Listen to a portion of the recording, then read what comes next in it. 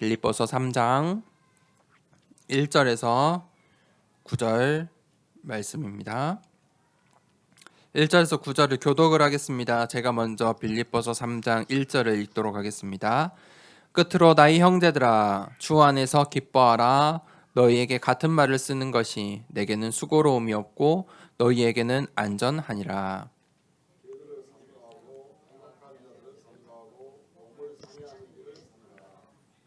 하나님의 성령으로 봉사하며 그리스도 예수로 자랑하고 육체를 신뢰하지 아니하는 우리가 곧 할례파라.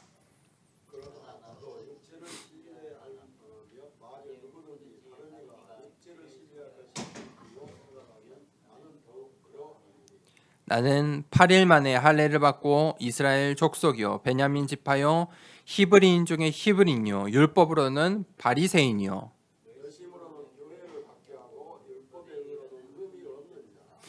그러나 무엇이든지 내게 유익하던 것을 내가 그리스도를 위하여 다 해로 여길 뿐더러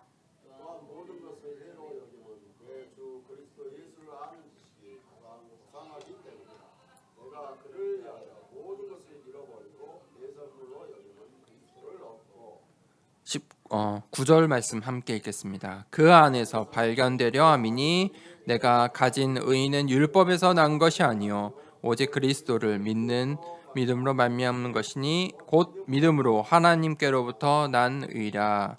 아멘. 그리스도 예수를 아는 지식이라는 제목으로 오늘 함께 말씀을 나누겠습니다. 우리는 이 말을 하면서 살아갑니다. 말을 하지 않고는 이 세상에서 살 수가 없죠. 질병이 있어서 말을 듣지 못하면 이 말을 또 할 수가 없습니다. 그래서 청각에 문제가 있고 장애가 있는 분들이 말도 못하는 것입니다. 하지만 그분들도 이렇게 대화를 해야 합니다. 그래서 수화를 하죠. 보기에는 멀쩡하겠죠.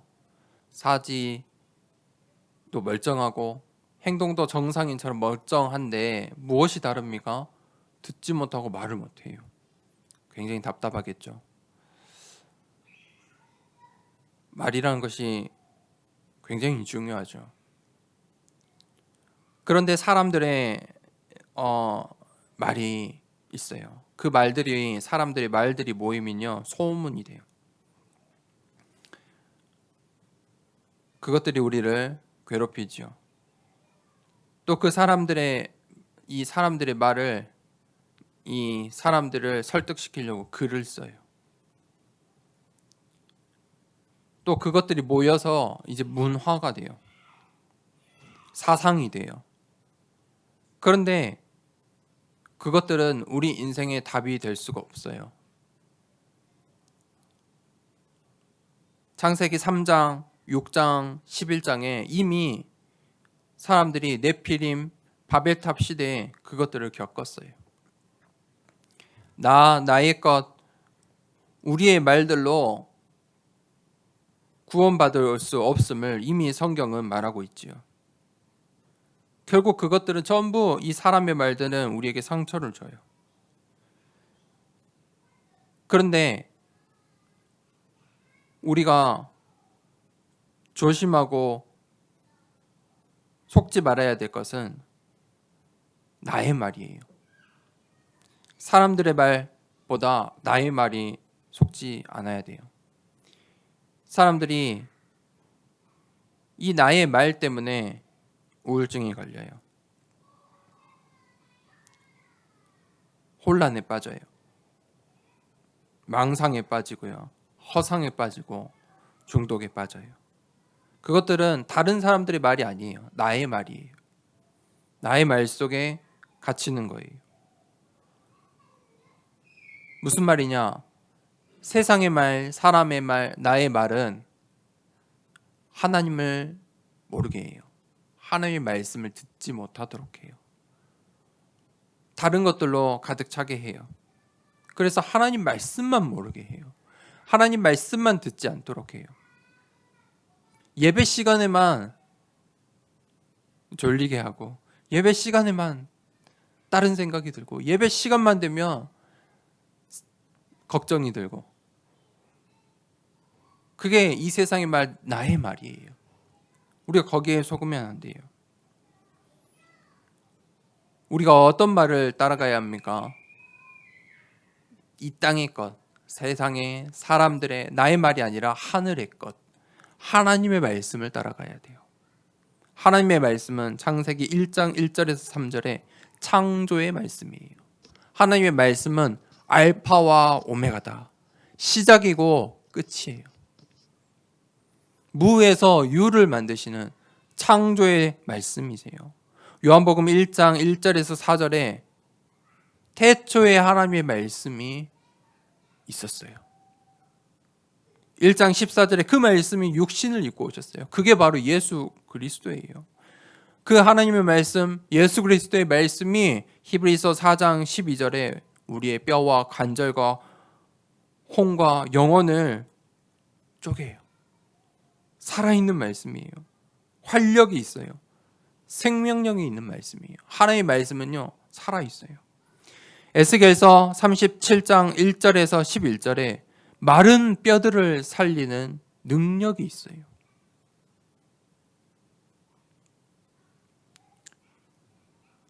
우리가 어떤 증인이 되어야 되겠습니까? 사람들은 대부분 말의 증인이 돼요. 사람들의 말. 어떤 사상의 증인. 어떤 생각에 내가 이렇게 하니까 성공했어. 나의 말에 나는 나를 믿었어. 내가 이렇게 했더니 전부 나의 말에, 세상의 말에, 누구의 말에, 사상의 말에, 문화의 말에 증인이 되려고 해요.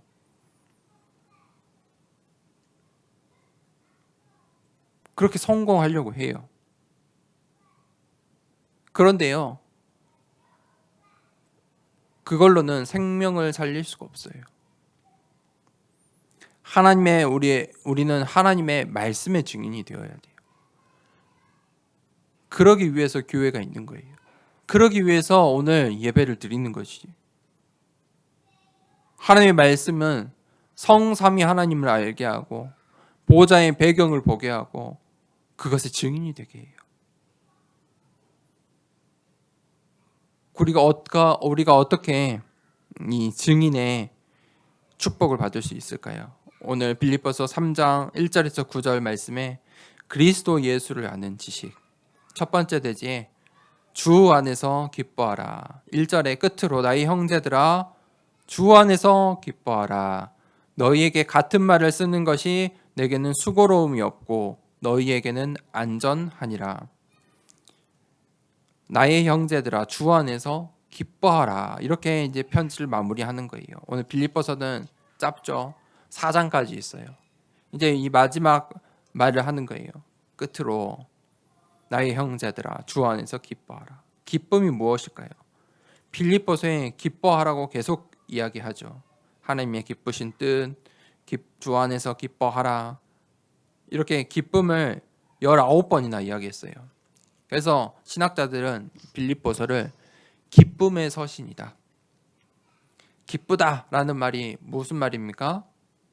충족된 거예요. 만족이 된 거예요. 흡족한 마음을 기쁘다라고 해요.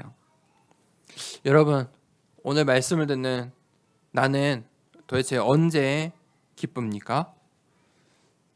무엇으로 기쁜가요? 그것이 우리의 영적인 상태이죠. 영적인 방향이에요. 세상은 기쁨을 이렇게 이야기해요. 이 프로이트는 이 심리학자, 철학자 이 프로이트는 기쁨을 육체적 쾌감이다. 이렇게 정의를 내렸어요. 육체적 쾌감을 이 락을 기쁨이다. 먹고 자고 즐기고 보고 이런 것들을 이런 쾌감들이 기쁨이다. 이렇게 정의를 내렸어요. 성경에도 그걸 말하고 있어요. 창세기 3장 6장 11장에 네피림 시대의 사람들이 보기 좋은 것을 따라갔다. 그 육체적 쾌락, 그것을 기쁨으로 여겼지요. 정의를 내린 거예요. 그런데 거기에 만족이 없어요. 그걸로 기쁨을 만족시킬 수 없다는 걸 알았어요. 그래서 11장에 그러면 우리가 하늘에 닿아보자. 바벨탑을 쌓아보자. 우리가 우리의 힘을 이 세상에 증명해보자. 바벨탑을 한번 쌓아보자. 우리를 주장했어요. 문화죠. 거기에서 기쁨을 찾으려 한 거예요. 그래서 이 역사를, 세계 역사를 보면 이 왕들이 뭘 했어요? 땅을 넓히고 전쟁을 하고 성을 멋있게 짓고, 그죠? 성벽을 크게 짓고 그것을 락으로 여겼어요. 이 3장 6장으로 안 되니까 11장을 택해요. 그게 이제 이 세계 왕들의 역사죠. 세계사예요. 그 기쁨, 그것을 만족하려고 사람들은 열심으로 해요. 그걸 성공이라 생각해요. 그런데 그 세상의 수준은 프로이트의 말처럼 쾌락밖에 없어요. 쾌락이에요. 그것은 일시적인 기쁨이요, 육체적인 기쁨이에요. 그게 이 세상의 기쁨이지요. 그런데 오늘 바울은 어떤 기쁨을 말하냐? 주 안에서 기뻐하라. 주 안에서 기뻐하래요. 무슨 말입니까? 예수 그리스도 이름 안에 있는 기쁨을 말해요. 예수 그리스도, 이 말 속에 내가 기쁜 거예요. 그것을 조이라고 해요. 조이. 주 안에서의 기쁨. 이것은 하나님 자녀만 느낄 수 있어요. 하나님께서 하나님의 자녀들에게 해주시는 성령의 열매가 바로 기쁨이에요. 이 조이예요. 내가 예수 그리스도 하나님의 자녀야. 내가 렘넌트야. 여기서 기쁨이 나오는 거예요. 그것은 성령의 열매예요. 주 안에서의 이 기쁨은요, 영원한 기쁨이에요. 죽어서도 더 기쁘게 돼요. 영원한 기쁨이 있어요. 그걸로만이 우리가 치유함을 받을 수 있어요. 주 안에서 기뻐하라. 이 기쁨의 근원 되신 하나님을 예배하고 찬양하고 전달할 때 우리가 기쁜 거예요. 그래서 복음을 우리가 뭐라고 합니까? 기쁜 소식이다. 굿 뉴스라고 해요. 기쁜 소식이야. 이 구원의 소식, 하나님의 은혜로 죄와 저주에서 해방받을 길, 이 기쁨의 소식이 바로 복음인 거예요. 우리의 기쁨은 영원한 기쁨이에요. 생명을 살리는 기쁨이에요. 내가 살고, 우리의 가정이 살고, 후대가 살고, 나의 민족이 살고, 237 나라가 살아나는 기쁨이에요. 그게 바로 주 안에서 기뻐하라. 주 안에서 참 기쁨이 회복되는 모든 성도님들 되기를 축복합니다. 두 번째 대지에 율법의 의로는 흠이 없는 자. 이 2절에 개들을 삼가고 행악자들을 삼가고 몸을 상해하는 일을 삼가라. 여기서 개들은 그 당시에 유대인들이 이방인들에게 썼던 단어예요. 유대인들이 이방인들을 낮춰 부르는 말이에요. 그 유대인의 이 사상이 담겨 있죠. 너희는 개들이야. 우리는 선민이야. 그 단어 속에 그들의 문화와 사상과 이 유대주의가 듬뿍 담겨져 있어요. 그 개들을 삼가라. 그런데 오늘 바울이 그 유대인들에게 이 유대인들을 개라고 표현을 했어요. 이 유대인들이 오직 육체적인 것, 이 행동에 중점을 뒀어요. 그들의 신앙은요, 이 실제적인 것이었어요. 율법의 준수. 율법을 지켜야만이 구원을 받을 수 있어. 그러니까 어린 아이들 태어나서부터 이 유대인들에게 율법을 철저하게 가르치고 각인시키고 준수하게 해요. 그들의 이 수준이에요. 5절에 나는 8일 만에 할례를 받고 이스라엘 족속이요 베냐민 지파요 히브리인 중에 히브리인이요 율법으로는 바리새인이요. 이게 바울의 과거였어요. 이 유대인들은 할례를 영적인 의미보다 종교의 의식, 보여주는 것에 중요하게 생각했어요. 이 많은 사람들이 이렇게 신앙생활을 해요. 보여주는 것을 중요하게 생각해요.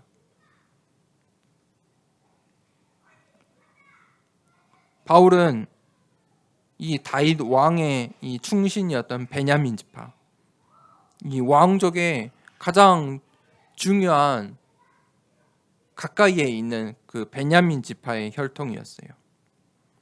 히브리인 정통이었단 말이에요. 바리새인이다.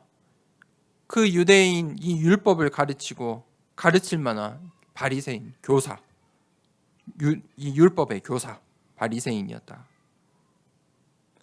그래서 그가 어떻게 살았습니까? 6절에 열심으로는 교회를 박해하고 율법의 의로는 흠이 없는 자라. 뭔가 좀 이상하죠? 율법의 의로는 흠이 없대요. 율법으로는 흠이 없어요.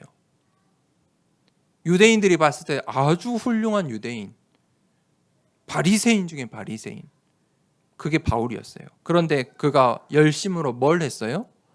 교회를 박해했어요. 유대인의 기준과 관심과 방향이 완전히 다른 거예요. 예수 그리스도와 상관이 없는 거예요. 그러니 마태복음 19장에 바리새인들이 예수님께 헛된 질문을 해요. 천국에서 작은 자가 누구고 큰 자가 누굽니까? 얼마만큼 용서해야 됩니까?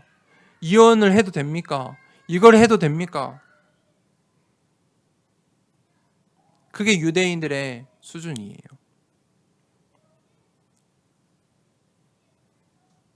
세상은 전부 모든 것을 나에게 둬요.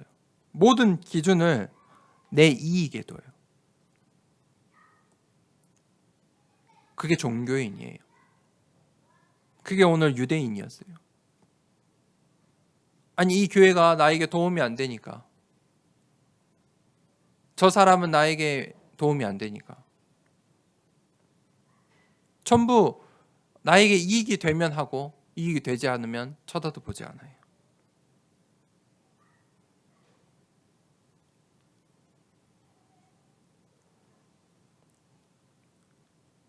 우리는 성공이 아니라고 서밋이 돼야 돼요.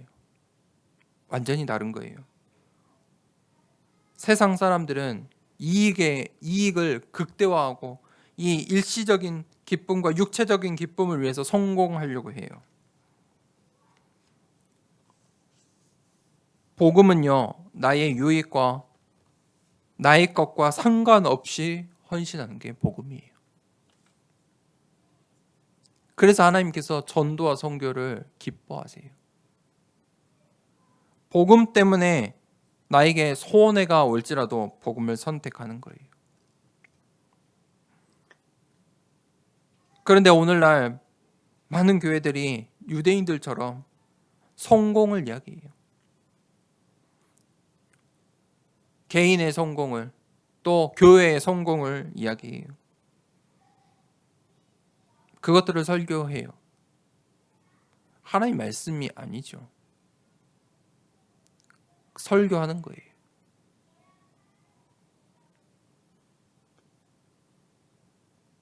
우리 렘넌트 사역은 오직 복음이에요. 다른 것 전달하면 안 돼요. 복음 때문에 서밋의 자리로 가는 거예요.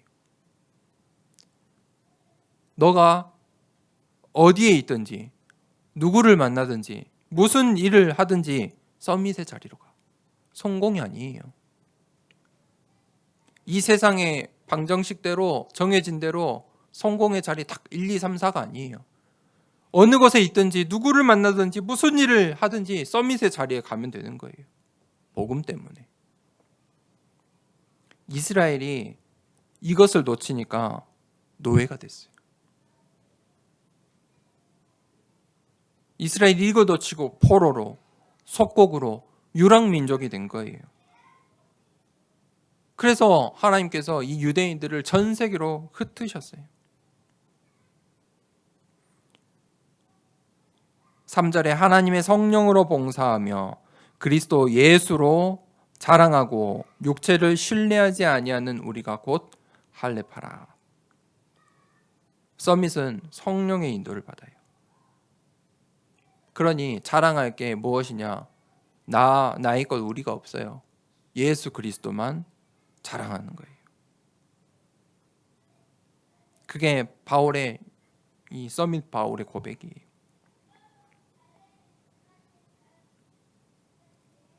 율법의 의로 흠이 있냐 없냐 그것이 중요한 게 아니에요. 우리가 예수 그리스도를 자랑하는 그 서밋의 응답을 받아야 돼요.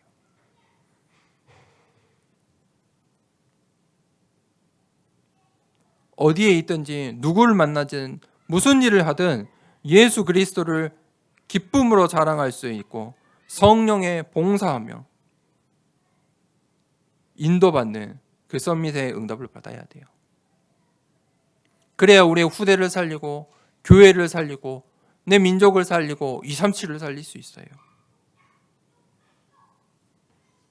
그 비밀이 바로 세 번째 대제 그리스도를 아는 지식이에요. 바울의 배경은 이 세상의 기준은 그 자신의 이 유대의 민족의 기준으로는 성공한 자였어요. 사실 바울은 이미 성공한 사람이었어요. 그런데 그가 예수 그리스도를 만나고 자신이 성공한 그 모든 것을 배설물로 여겼어요.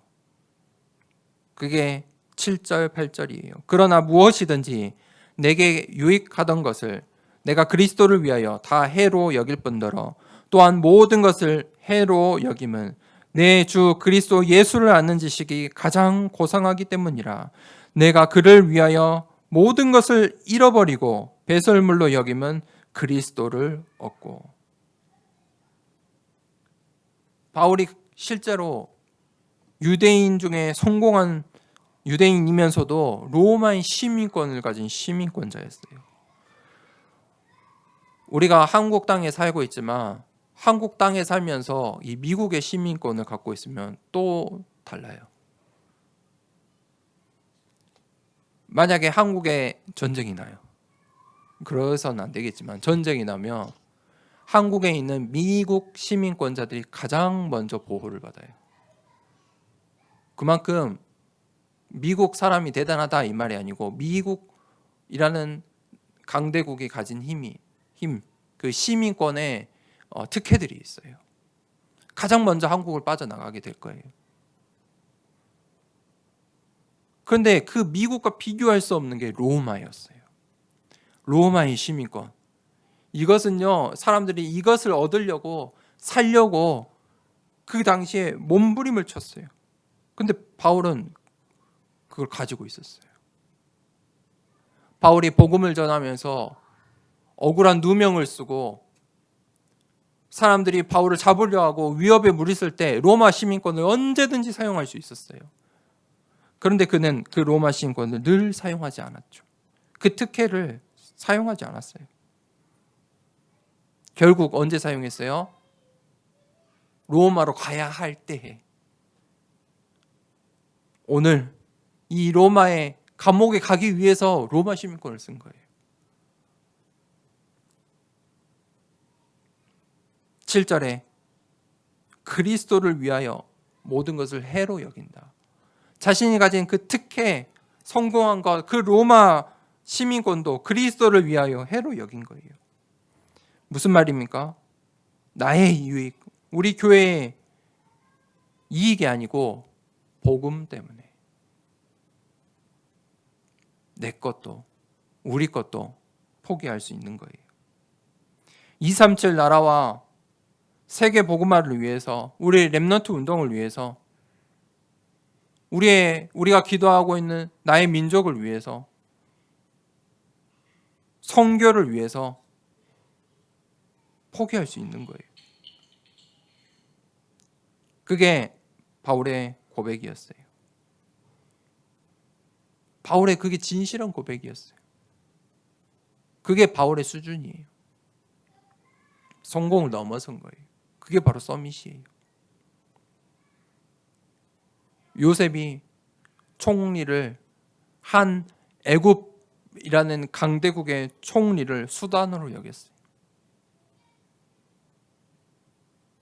그게 우리가 가져야 될 수준이에요. 성공을 배설물로 여기라. 무엇 때문에요? 예수 그리스도 때문에. 내게 유익한 것, 나의 것, 우리를 배설물로 여겨야 돼요. 왜 그렇습니까? 그리스도를 얻기 위해서예요. 모든 것을 잃어버리고, 내가 그를 위하여 모든 것을 잃어버리고 배설물로 여기면 그리스도를 얻고 그 안에서 발견되려 함이니, 내가 가진 의는 율법에서 난 것이 아니요 오직 그리스도를 믿음으로 말미암은 것이니 곧 믿음으로 하나님께로부터 난 의라. 그리스도를 얻기 위해서 그 모든 것을 배설물로 여기는 거예요. 반대로 모든 것을 얻고 너가 예수 그리스도를 포기하면 모든 것을 얻을 수 있어. 너가 지금 그 전도와 선교를 포기하면 모든 것을 얻을 수 있어. 여러분 어떻게 하겠습니까? 너가 오늘 아침에 예배 안 드리면 내가 더 좋은 것을 줄게. 너에게 필요한 것을 줄게. 그게 세상의 말, 사람의 말이에요. 기쁨은 거기에서 나오지 않아요. 그건 다 일시적인 것들이에요. 육체적인 것들이에요. 사람들은 근데 거기에 열심을 내고 도전을 해요. 수단 방법을 가리지 않아요.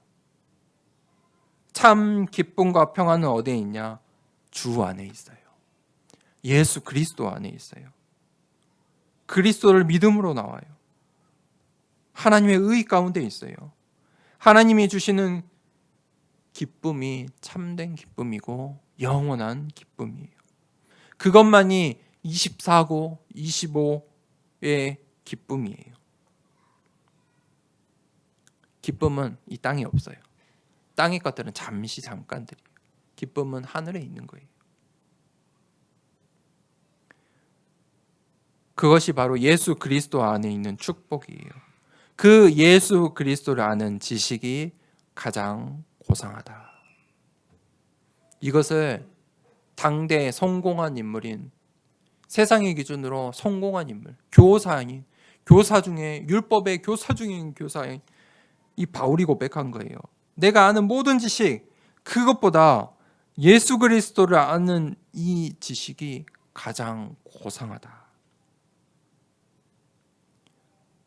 이 예수 그리스도 안에 우리의 업과 학업에, 우리 렘넌트의 학업에 축복이 있습니다. 이 예수 그리스도 안에 우리의 가정을 살리고, 우리의 교회를 살리고, 민족을 살리고, 시대를 살릴 축복이 있어요. 그래서 우리가 어떤 응답을 받아야 됩니까? 3절에 그리스도 예수를 자랑하는 이 서밋의 축복을 받아야 돼요. 그리스도를 아는 지식이 가장 고상하다. 그 지식을 아는 사람이 서밋이에요. 성공은 이 세상 사람들도 다 알아요. 더 열심히 해요. 성공에 열망이 가득한 사람일수록 열심히 해요. 자기계발서 서적 끊임없이 봐요. 성공하려고. 거기엔 답이 없어요. 오늘 바울처럼 나의 것, 우리를 어떻게 해요? 배설물로 여김은 그리스도를 얻고. 오늘 그 그리스도 예수를 아는 지식에 발견하는 축복 있길 축복합니다. 결론을 내리겠습니다. 그 그리스도 예수를 아는 지식이 어디에 있습니까? 말씀에 있어요. 내가 한 번에 이 어떤 수학 공식처럼 1 더하기 1은 2야처럼 깨달을 수 있는 게 아니에요. 하나님의 말씀 가운데, 예배 드리는 가운데 하나님이 주세요. 나에게 알려주세요. 왜냐? 비밀이기 때문이에요.